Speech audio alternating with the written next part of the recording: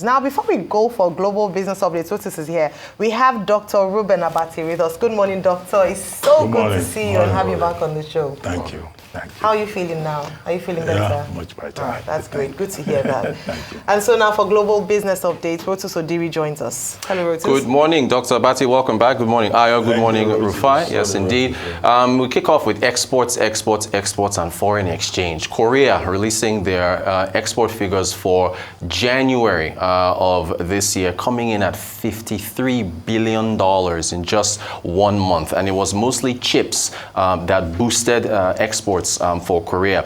As far as exports to the United States, well, 54.7 billion. The United States, of course, was responsible for the bulk of, or led the exports, followed by China and then the Eurozone. So that's Korea. Moving to Switzerland, exports for watches, or rather Qualcomm, excuse me. Still talking about chips here. Qualcomm's earnings for the first quarter of 2024, revenues beating Wall Street estimates, 9.92 billion. Wall Street was expecting 9.5. Handset chips. Qualcomm mostly makes chips for Android phones. So Qualcomm essentially, with the Samsung phones and all these other Android phones, 6.69 billion for handsets. Their QCT division is their chips for Internet of Things, the automotives, phones, and everything. That total division coming at 8.4 billion, 7% climb. Net income 24% climb. So good for Qualcomm. And along with the Korea story, it suggests that chip exports, chip manufacturing, after all the supply chain challenges, is climbing back up. To Europe, Switzerland, where we were, Doctor and I and Wolake were not too long ago. Watch exports, again, $30 billion for the year, 7% growth. Volumes at 16.9 million, 7.2% growth. Their sales growth for the first half of last year was higher than the second half, so there was a bit of a slowdown. They attributed it to geopolitical concerns, so on and so forth. Then, like Korea, looking at the export destinations, the United States, 4.7 billion, accounting for about 16% of their total watch exports. China accounting for about 10%. And then the categories of sales, basically it was the high-end watches that accounted for the bulk and boosted it. So watches above $3,400 accounted for about 92% of their exports. So again, the story here, diversified economies from your Koreas to your Switzerland. These are FX earning items that they're exporting to different countries and making money from. I think we're going to get to Jerome Powell now and the U.S. Federal Reserve holding rates. But first, I do want folks to listen to Powell talking about the mandates of the Federal Reserve. The Fed's monetary policy actions are guided by our mandate to promote maximum employment and stable prices for the American people. My colleagues and I are acutely aware that high inflation imposes significant hardship as it erodes purchasing power, especially for those least able to meet the higher costs of essentials like food, housing, and transportation. We're highly attentive to the risks that high inflation poses to both sides of our mandate, and we're strongly committed to returning inflation to our 2% objective. Talked about the fact that they held rates, but then said that the rate tightening cycle has reached a peak, but they are going to be data dependent with respect to forward guidance on where rate decisions will go. The committee decided at today's meeting to maintain the target range for the federal funds rate at 5.25% to 5.5%, and to continue the process of significantly reducing our securities holdings. We believe that our policy rate is likely at its peak for this tightening cycle, and that, if the economy evolves broadly as expected, it will likely be appropriate to begin dialing back policy restraint at some point this year. But the economy has surprised forecasters in many ways since the pandemic, and ongoing progress toward our 2% inflation objective is not assured. The economic outlook is uncertain, and we remain highly attentive to inflation risks. We are prepared to maintain the current target range for the federal funds rate for longer, if appropriate. All right, finally, this is where markets sold off. One of the journalists at the press conference asked him about cutting rates in March. The markets have been pricing in a rate cut at the next meeting of the Federal Reserve in March. He poured cold water on it. Markets just went down. Here's what he said. So I'll point to that language on your first question. We included that language in the statement to signal clearly that with strong growth, strong labor market, inflation coming down, the committee intends to move carefully as we consider when to begin to dial back the restrictive stance that we have in place. So if you take that to the current context, we're going to be data dependent. We're going to be looking at this meeting by meeting. Based on the meeting today, I would tell you that I don't think it's likely that the committee will reach a level of confidence by the time of the March meeting to identify March as the time to do that, but that's to be seen. So I wouldn't call, when you ask me about in the near term, right. I'm hearing that as March. I would say I don't think that's probably not the most likely case or what we would call the base case. All right, now to the U.S. Senate. Tech executives gathered for a hearing on online child abuse, basically, trafficking and a number of other things. So Linda Yaccarino, CEO of X, formerly Twitter, Mark Zuckerberg of Meta, Shuzi Chu of TikTok, Ivan Spiegel of Snap, and Jason Citron of Discord. It was a brutal session for Mark Zuckerberg. He got the bulk of the attacks that came in. He was forced to apologize for families whose kids have, committed suicide because of online bullying and so on and so forth. Young girls who have been, reached out to by, sex traffickers and so on and so forth. Here's the gist of what happened with him and the senator from Missouri. Let me ask you this. There's families of victims here today. Have you apologized to the victims? Would you like to do so now? Well, they're here. You're on national television. Would you like now to apologize to the victims who have been harmed by your product? Show them the pictures. Would you like to apologize for what you've done to these good people? I'm sorry for everything that you've all been through. It's terrible. No one should have to go through the things that your families have suffered. And this is why we invested so much and are going to continue doing. Why, Mr. Zuckerberg, why should your company not be sued for this? Why is it that you can claim, you hide behind a liability shield, you can't be held accountable? Shouldn't you be held accountable personally? Will you take personal responsibility? Senator, I think I've already answered this. I mean, these well, are try this again. issues. Will you take personal responsibility? Senator, I view my job and the job of our company as building the best tools that we can to keep our community safe. Well, you're failing at that.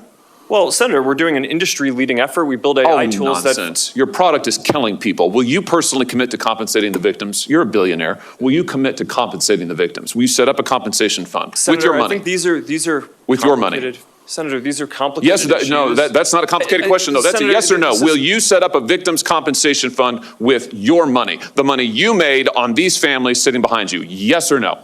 Senator, I don't think that's my job is to Sounds like a no. build good tools. My Sounds job like a is no. to make sure that your job is to be responsible for what your company has done. You've made billions of dollars on the people sitting behind them. Are you here? You've done nothing to help them. You've done nothing to compensate them. You've done nothing to put it right. You could do so here today, and you should.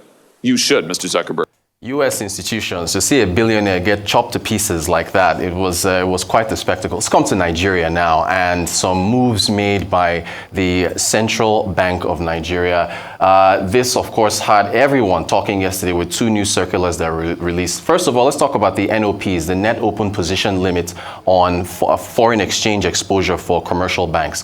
You'll see that the circular says that you're supposed to be no more than 20% short, 0% long. What that means is essentially if you take your FX assets and liabilities, if you've got a lot more liabilities than assets, you're short. If you've got more assets than liabilities, you're long. They're saying that if you're short on FX, it should not be more than 20% of your shareholders' funds that are not impeded by losses. On the long side, it should be evenly matched. The reason they've been saying this is that banks have allegedly held excess foreign exchange, sat on it, not lent it out or given it out to people who needed, personal travel allowance or whatever it is, and then profited off of the arbitrage with the parallel markets. Of course, arbitrage, which was introduced or rather pronounced in the last 8 years because of the market distortions with the fixed exchange rate that was was not able to be defended. Adequate stock of high-quality liquid foreign assets to be able to meet obligations.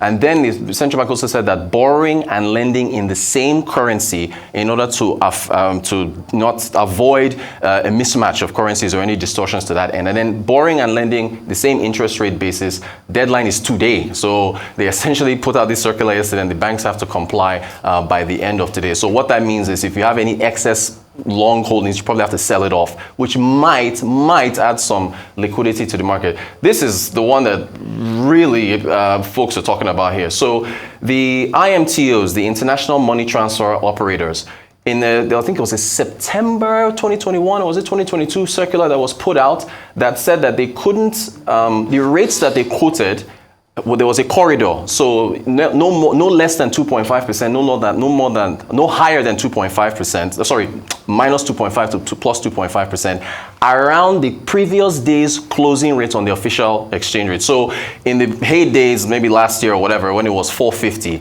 if your uncle or your aunt was to send you $1,000, the rate at which you would collect that $1,000 could not be more than this 2.5% band.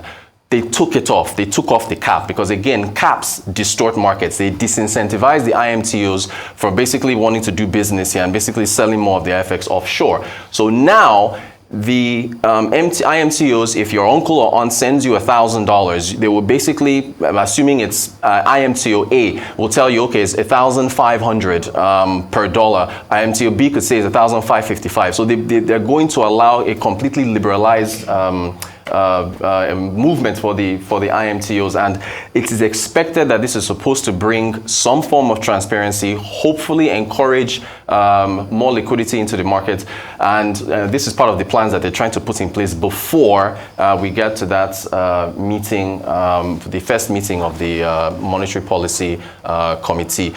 Finally, I remember you asking Mr. Ifeni yesterday while you were going over the headlines, why is it that $500 million was applied to the FX backlog, right, and it didn't move markets. Very interesting analogy from Arise business analyst Chika Onbonu. Here's what he said. Roaches, one time or the other, one of us, would have had a car that was overheating. Yes. It basically, radiator is not working and radiator water dries up in radiator. And if you take just a bottle of water, at that time I come in to put into the radiator, it will just suck it up, yeah, as if nothing happened. Excellent point. And if we even put in another bottle, it will suck it up, as if nothing happened. The only time your car will start noticing that something's happened is when you're going to bring a big bucket of water and pour into the radiator. It will suck it up. Then you bring another bucket and pour it in, it will suck it up, and then maybe reach to the top and then sink, and then before you top it up. And so that analogy is I would draw it the parallel with what's happening in the FX. So we have about $6 to $7 billion of arrears of forwards, FX to be delivered, and CBN brings $2 billion, brings 500, brings 100, and those are like dropping a bottle of water into the radiator. Yeah. The radiator does not feel it. And is when the quantum of dollar that comes into the market in buckets, that's when the radiator this time around the FX market will suck it in and feel the impact, and then top it up, and then stability returns, and then you can start your car again and start driving it. So at the end of the day, this is still a supply issue. CBN is making the right moves, but the supply has to come in. Finally, Femi Otedola, beginning of the year, is making headlines again. Notice sent to the NGX. He's been appointed as the chair of the board of FBN Holdings. This was announced yesterday in a notice that was sent. The board met yesterday, 31st. And that, of course, look, he was appointed non-executive director just, 6 months ago in August. And then Geregu PLC, first out the gate with audited financials. Of course, his company, double-digit profits. If you look at their profit after tax, profit before tax, and their revenues. That is our update for today. I mean, happy about what the CBN is doing, but what I always call for is, can we have more research-based data? So take, for instance, with this operation, with the level of injection that will come into the market, are we going to see the marginal difference? Can we empirically calculate the marginal difference? Is it plus or minus a reduction? What's the percentile point? Of what?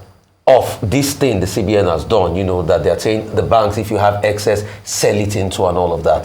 Can we have like empirical scenario projections? Jay Powell was talking about data.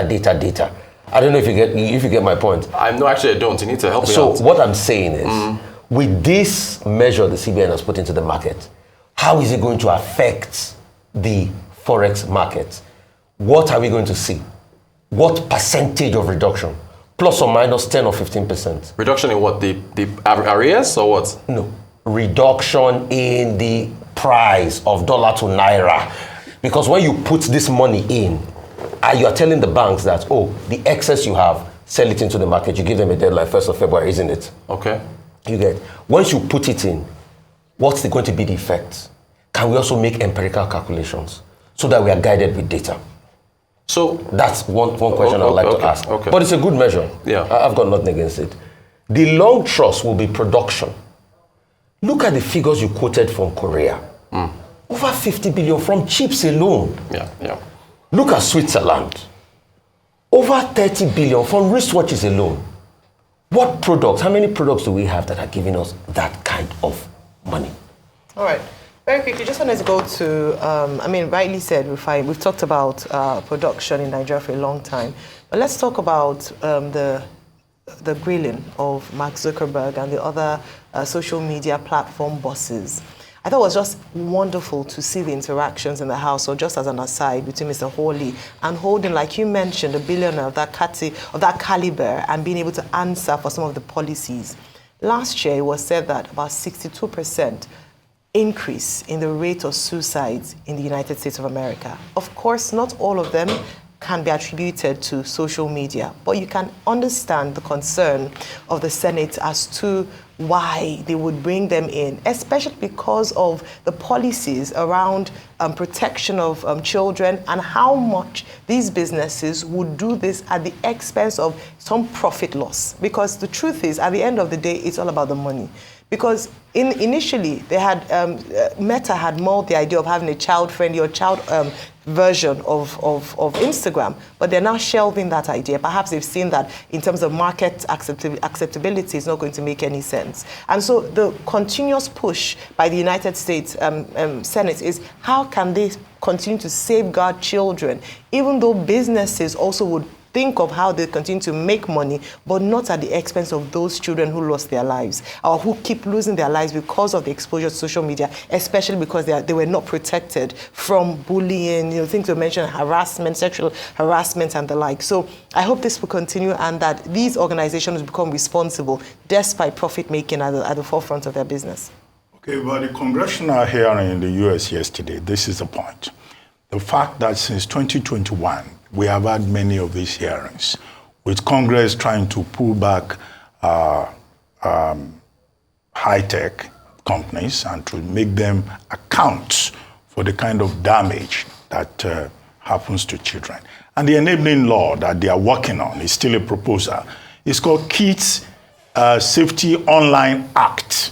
And that, Kids Safety Online Act that they've been talking about has not been able to move beyond just general hearings and talks, which was why one of the major issues yesterday at that congressional hearing was the attitude of the high-tech companies to the legislative process with regard to this. And of course, both Mark Zuckerberg and the others, the four others, did not give any commitment. Zuckerberg may have apologized because the parents were there, and the parents at the point were heckling, so he apologized to them. But beyond apology, what will follow?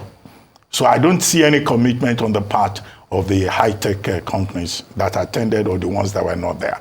However, this was coming at an important time, when only last week in New York, the New York mayoralty, the mayor of New York, Eric Adams, declared that social media is an environmental toxin and a public health hazard. And the focus was also about children.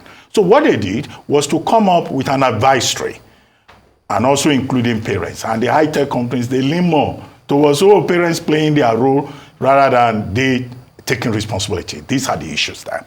Now, as for the Federal Reserve yesterday, yes, Jerome Powell says we need more data. And what are the data that is referring to? The jobs reports, right? Yep.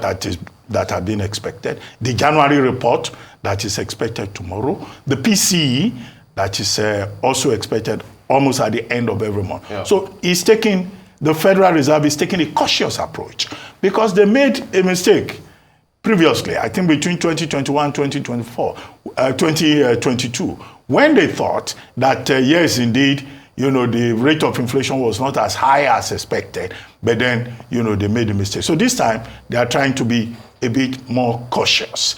But the effect is that the market that has expected cuts, then suffered losses yesterday, from Dow Jones to NASDAQ to S&P 500, which is the topmost countries by which the health of the economy is assessed. Then to come to Nigeria, well, congratulations to Mr. Femi Otedola, who has now been appointed by the board as chairman. When he joined that bank in 2023, July, I think, as an activist investor, there was a lot of pushback from, I think, was it EcoBank, and some other players in that bank. But by October, he had become a non-executive director.